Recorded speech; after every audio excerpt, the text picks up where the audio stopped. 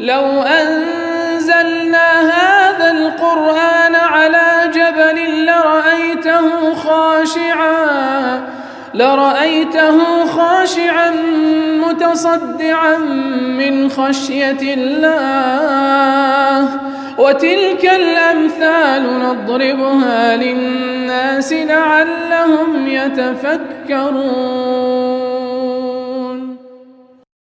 الحمد لله والصلاة والسلام على رسول الله وعلى آله وصحبه ومن والاه. السلام عليكم ورحمة الله. بەڕێزان خۆشحاڵم لەوانەی 347 لەوانەکانی تەفسیری قورئانی پیرۆز بێمەوە خزمەتتان بەمەبەستی ڕەزامەندی خوای گەورەوە هیوادارم ئێوەی ئازیز سوودی لێوەربگرن. أعوذ بالله من الشيطان الرجيم بسم الله الرحمن الرحيم أولئك الذين يعلم الله ما في قلوبهم فأعرض عنهم وعظهم وقل لهم في أنفسهم قولا بليغا. بەڵخۆشەویستان هەر لە درێژە و ئاتانەی کە خوای گەورە سوبحانەوە وتەعالە باز لە کەسانێکی دووڕوو منافق دەکا کە باسییان لێ دەکا ئەلەم تەڕە إلى الذين يزعمون أنهم آمنوا بما أنزل إليك وما أنزل من قبلك نابین ئەوانەی کەوا ئیدعای ئیمان دەکەن بە قورئان و بە کتوبەکانی پێشترێش بەڵام لەگەڵ ئەوەش یوریدون أن يتحاكموا إلى الطاغوت بەڵام دەیانەوێ کەوا حکم بجێڕنەوە لای تاغوت. ئیتر هەر باز لە باسی ئەوانەیە کاتێکەوە پێیان دەگوترێەوە إذا قيل لهم تعالوا إلى ما أنزل الله ورن لۆ لای قورئانی پیرۆز کە کەلامی رب العالمین ورن لای پێغەمبەر صلی الله عليه وسلم و سنەتەکەی تەماشا دەکەی رأيت المنافقين يصدون عنك صدودا لە دوایەوە فەرمووی فكيف إذا أصابتهم مصيبة بما قدمت أيديهم. ئیتر پشتێکردن لە دینی خوا و ڕووتێکردن لە حکمی تاغوت مصیبەتێکە یاخود جەریمەیەکە و تاوانێکە مصیبەتی بەدوادادێ لێ دەفەرمووی دەی باشە دەبی حالیان کوبی کاتێکەوە مصیبەتیان بەسەردادێ لە نەتیجەی ئەوەی کەوە پشتیان لە حکمی خوای گەورە کردیە ئەوجا دێنە لات یحلیفون بالله سوێند بەخوا دەخۆن ئین ئەڕەدنا إلا إحسان وتەوفیقا سوێند بەخوا دەخۆن ئیلا مەبەستمان چاکە و وهروها التوفيق بولنوان إيمان داران وكافركان أو زاد فرمي أولئك الذين يعلم الله ما في قلوبهم أوانا خواي قورا آقادار بوي كواتسلنا وضلو درونيانا فأعرض عنهم لا ينلبكوا يا رسول الله وعظهم آموشقاريان بك وقل لهم في أنفسهم قولا بليغا قسيتشوان بيبليكوا بگاتەناو ناوەڕۆکی دڵ و دەرونیان و تەئسیریان لێ بکە. جا لێردا ئەگەر کەمێک بە ورتر باسییان بکەین خوای گەورە سوبحانەهو وتەعالە دەربارەی ئەو کەسانە دەڵێ دەفەرمی ئولئیکە الذین یعلم الله ما فی ئەوانە خوا دەزانی چ لە ناو دڵیانە نەک عەلیمە یعلمو بە سیغەی مضارع واتە لە بۆ ئەوان و لە بۆ غەیری ئەوانیش هەر کەسێک ئەوە سیفەتی بی کەوا پشت لە حكم قرآن السنة بكا بيوتن حكم بجيرتو لولاي غير قرآن السنة كوا بيد قتل طاغوت أوانا كسانش منافقون وخوا لأست لرابردو لأست ولداتوش دزاين تسلنا دلو دلونيانا كواتا يعلم الله ما في قلوبهم من النفاق والميل إلى الكفر خوا دزاين نفاق لنا ودليانا خوا أقادار بوي كوات ميل يقل دليانا برامبر بكفر وإن أظهروا إسلامهم أجر تسيب ظاهريش إسلامتين شام بدن دي أولئك الذين يعلم الله ما في قلوبهم فأعرض عنهم يعني براستي پیش هموشتك پیوست هممان بزانين قضية تعامل لقل الإسلام تعامل لقل شريعة إخوة تعامل لقل خواه سبحانه وتعالى لو يكسي منافق أجر تسيب ظاهريش خويوان شاندا مسلمانة ولا ريزي مسلمانانا بلام أديت سلقل خواه دكي سبحانه وتعالى أديت سلقل خواه دكي كأقادارنا ودلو درونتا وعاقبته قرانوش لا يحسابش لسر أوى أولئك الذين يعلم الله ما في قلوبهم خوا أقادار بويكلنا وضليانا أتوجي يا رسول الله صلى الله عليه وسلم لدواويش هر كسيق لشوين پیغمبر صلى الله عليه وسلم كوا بوشيوي تعامل بك هولي إقامي حكمي خوابدا لقل منافقان كو تعامل دكي فأعرض عنهم لا ينلي بكوا فأعرض عنهم ديار لا عرضوا هاتي واتا لا كواتا لا ينلي بكوا رويان تيمكا وزلير دا مفسرين بوشيوي ليتشان دا فأعرض عنهم أي لا تعاقبهم لمصلحة في استبقائهم كواتا فأعرض عنهم ڕاستەوانە مووقفەکەیان مووقفی نیفاقە کاتێکەوە دەیانوێتە حاکەم إلى الطاغوت وا لێیان بە دیار کەوتیە باشە چیان لەگەڵ بکە لا تعاقبهم سزایان مەدە هەروەکو کاتێکەوە پێغەمبەر صلی الله عليه وسلم ئەو منافقانێکەوە لە عەسری وی دەژیان بە وەحی خوای گەورە ناوی هەندێکیان لە بۆ کەشف کردبوو و لە مووقفەکانیشیان دایانی ناسیەوە بەڵام نەشیانی دەکوشت لەبەرچی تاوەکو لە حەدیثەکەیدا دەفەرمیتن تاوەکو نەڵێن کەوە ئەنە محەممەدەن یەقتول ئەصحابەه بتەوێت نەتەوان لەسەر مسلمانان حسابن تاوەکو نەڵێن محەممەد صلی الله عليه وسلم یارانی خۆی دەکوژی ئیتر دیارەوە فەرمانێکی خوایەوە فەرمانی پێغەمبەر بووە صلی الله عليه وسلم خوای گەورە دەفەرمێ فأعرض عنهم لایان لێ بکەوە محاسبەیان مەکە عقابیان مەدە سزایان مەدە لەسەر ئەو مووقفە و ئەو نیفاقی کە لێیان بە دیار کەوتیە ئەوجا لە هەندێک لە تەفسیرکە کە دەفەرمین فأعرض عنهم دەفەرمون فلا تلتفت إليهم وغض الطرف عن مسالكهم الخبيثة ولا تقبل عليهم لكي يشعروا باستنكارك لأعمالهم كواتا بڵێ فعارض عنهم واتە سزایان مەدە وهروە بەو معنایش وەکو لە تەفسیر کە واتە لە قسەکردن لەگەڵیان کاتێکەوە ئەوان مەوجود لە مەجلیسێک ڕوویان تێمەکە بەڵکو لایان لێ بکەوە ڕوویان تێمەکە تاوەکو هەز بکەن کە ئەوە ئەتوو شتێکت هەیە بەرامبەر بەوان شتێکت هەیە لە دڵت بەرامبەر بە ئەوان کەواتە لکە یەشعوروا باستنکارک لأعمال تاوەکو بزانن ئەتوو ئیستنکاری ئەو کردوانەی ئەوان دەکەی پێت ناخۆش ئەو مووقفانیان هەیە لێیە هەر ڕووشیان تێناکەی فعارض عنهم کەواتە وەکو سزایەکی نەفسیە وعظهم وهروها دەفەرمی ئامۆژگاریەم کە وعظهم لە موعظەوە هاتیە موعظەش ئەوەیەکەوە التذكير بفعل الخير وترك الشر بأسلوب يرقق القلوب کەواتە ئامۆژگاریان بکە بۆی کەوا خێر ئەنجام بدەن خۆیان لە شەڕ بپارێزن بە ئوسلوب و بە شێوازێکی وا يرقق القلوب بە شێوازێکی ئەوها کەوا دڵیان نەرم بکاتەوە ويشمل على الترغيب والترهيب کەواتە ترغيب و ترهيبی تێدابێ واتە ترغیبیان بکەی لە بۆ تاعەتی خوای گەورە ئەگەر بێت تاعەتی خوای گەورە ئەو دەژ پاداشە وەرەگرن و بیان ترسێنە لە سزای خوای گەورە سبحانه وتعالى کەواتەوەش وعظهم وقل لهم في أنفسهم قولا بليغا وبيان بلي شتێکی وایان پێ بڵێ قسەی وایان پێ بڵێ يبلغ شغاف قلوبهم وەکو زانایان دەفەرمون واتە بگاتە پەردەی دڵیان تەئسیریان لێ بکا کاریگەری لەسەریان هەبیتن وقل لهم في أنفسهم قولا بليغا زليردا وقل لهم في أنفسهم وكو صاحبي كشاف ضلة بما تعلق قوله في أنفسهم كواتا ليردا أو في أنفسهم وقل لهم في أنفسهم متعلقة بسي زانان بتشويق ليان دايتو بقوله بليغا قل لهم في أنفسهم قولا بليغا ضلة في أنفسهم ليرا متعلقة وبيوست ببليغكي أي قل لهم قولا بليغا في أنفسهم مؤثرا في قلوبهم كواتا قسيت شوان بيبلي كوا بليغ بي بقات ناو ضلو درونيان بوشوي يغتمون به اغتماما قسيت شوان بيبلي بقات ناو ضلو درونيان خفتي بيبخون ويستشعرون منه الخوف استشعارا ترسيان بقاتي وكارشي كميان نكرديا وهو التوعد بالقتل والاستئصال إن نجا منهم النفاق واطلع قرنه كواتا قسيت شوان بيبلي كان لضليان بكاتن بوي كوا هرشي تدابي اگر بيتو نفاق بتواتليان بديار بكويتن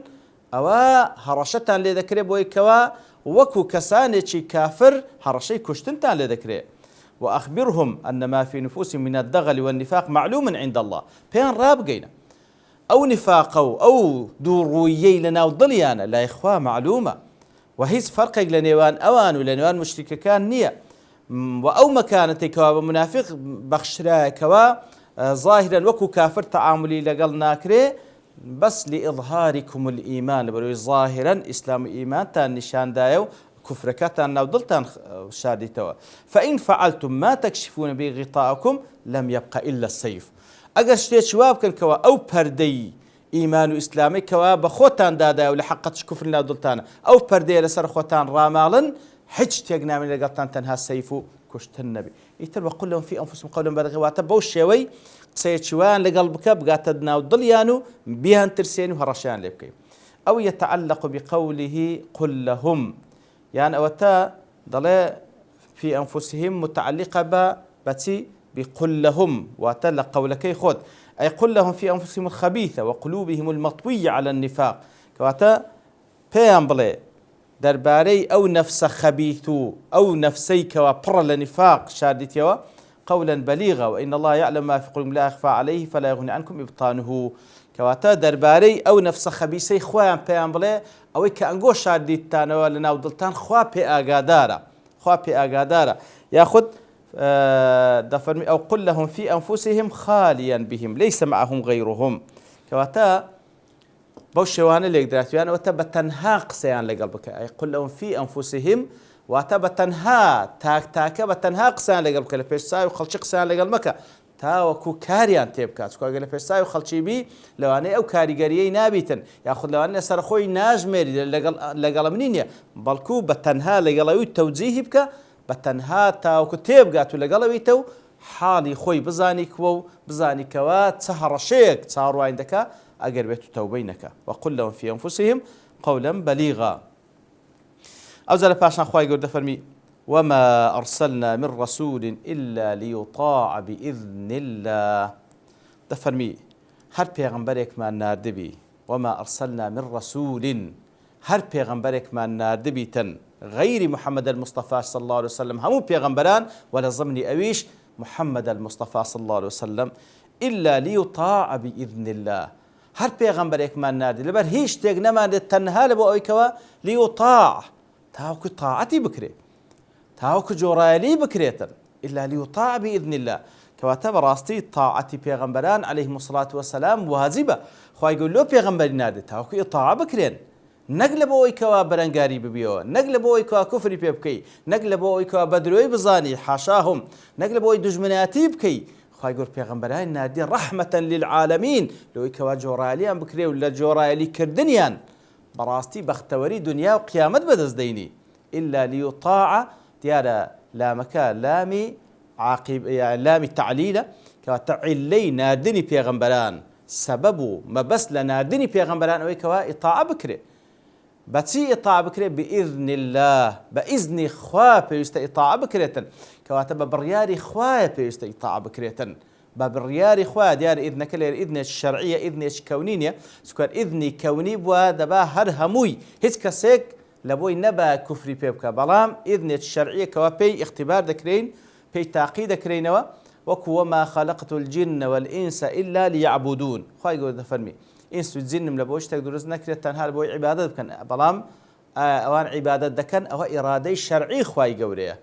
لويا بي اختبار دكرين وتعقيد دكرينوا يتركسانك بوش شوي عبادة دكا كلبوي درس كرا هندي شيء سربيتي دكاتن يتم مصير كشي ديار ليرش خواي قور إذني شرعي لسرا فرمانة شي شرعية للا خواي قوروا كوا پیغمبران بيست إطاعة بكرين عليهم الصلاة والسلام وما أرسلنا من رسول إلا ليطاع بإذن الله إنما كان قول المؤمنين إذا دعوا إلى الله ورسوله ليحكم بينهم أن يقولوا سمعنا وأطعنا كواتا إنما لبو حسرة وتقول إيمان داران لبياوان لآفرتان كاتك وبانك بكرين لبو قرآن بيروز لبو لاي پیغمبر صلى الله عليه وسلم لبو فرمودكان پیغمبر صلى الله عليه وسلم هر كاتك لبو يان باس كرا لقرآن ولسنة قولي أوان موقفي أوان هلويست أوان تنها لوي حصر بوا هز موقفيش كانية تنها أوي بلين سمعنا وأطعنا ما دام إيمان داري ما دام أود نشان داكاتو إيمانت بخوا بپیغمبري خواهيا يتر أو إيمانه بيويستا بكردو بموقف بهلويست بيسلميني أيش أوي بوي كوا أن يقولوا سمعنا وأطعنا بلي جو ما ليبو جو رايليش ما انكرت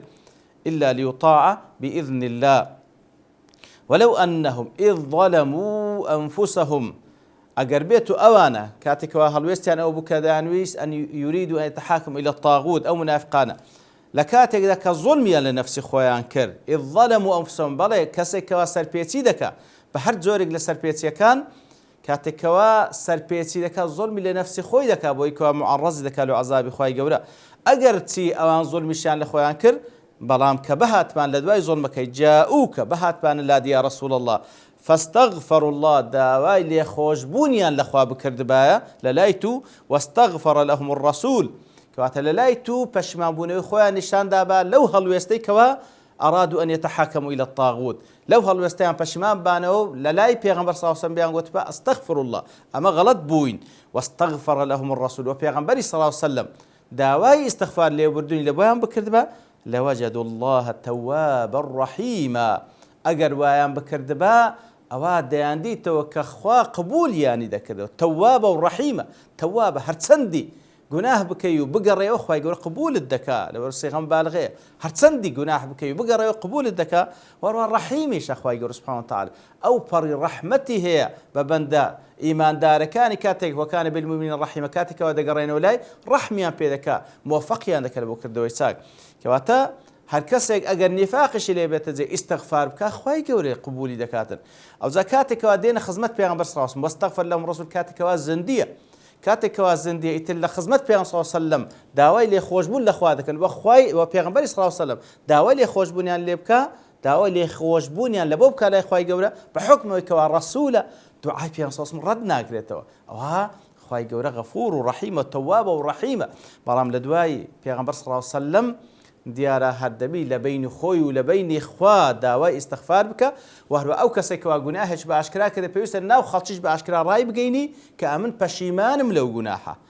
پەشیمانم لەو گوناحە لەو دەرگای کە لێی دەرچۆ پێویستە لێ بێتەوە ژوورێ بە تەئکید خوای گەورە تەواب و ڕەحیمە و قبولی دەکاتن بەڵام وەکو زانان دەفەرمون تەنها لە ژیانی پێغەمبەر صلی الله عليه وسلم کە زندی بوو لە بچووبایە لای و داوات لێ کرد بە ئیستیغفارت لێ بکە بەڵام لە دوای وفاتی ناکرێ بچێ لای قبرەکەی وەکو هەندێک لە مبتەدیعەکان دەڵێن کەوا بچی لە لای قبری پێغەمبەر تەوەی بکەی و پێغەمبەری صلی الله عليه وسلم ئیستیغفار لێ دەکە و خوای گەورە قبولی دەکات نەخێر ئەوە لە ژیانی پێغەمبەر صلی الله عليه وسلم کە پێغەمبەر صلی الله عليه وسلم زندی بوو بەڵام لە پاشی وفاتی ئەوە بە تەئکید هەر لە بینی خۆت و خوا سبحانه وتعالى ئیستیغفار دەکەی لە خوای گەورە دەپاڕێنەوە بەو شێوە لە ئاەتەکانی خوای گەورە تێبگەن کە خوا مەبەستی سبحانه وتعالى و موفقمان بکات بۆ کارکردن بە ناوڕۆژی ئاەتەکان و خوای گەورە لە هەموو لایەکمان قبول بکات وصلى الله وسلم على نبينا محمد وعلى آله وصحبه أجمعين وآخر دعوانا أن الحمد لله رب العالمين. لو أنزلنا هذا القرآن على جبل لرأيته خاشعا متصدعا من خشية الله وتلك الأمثال نضربها للناس لعلهم يتفكرون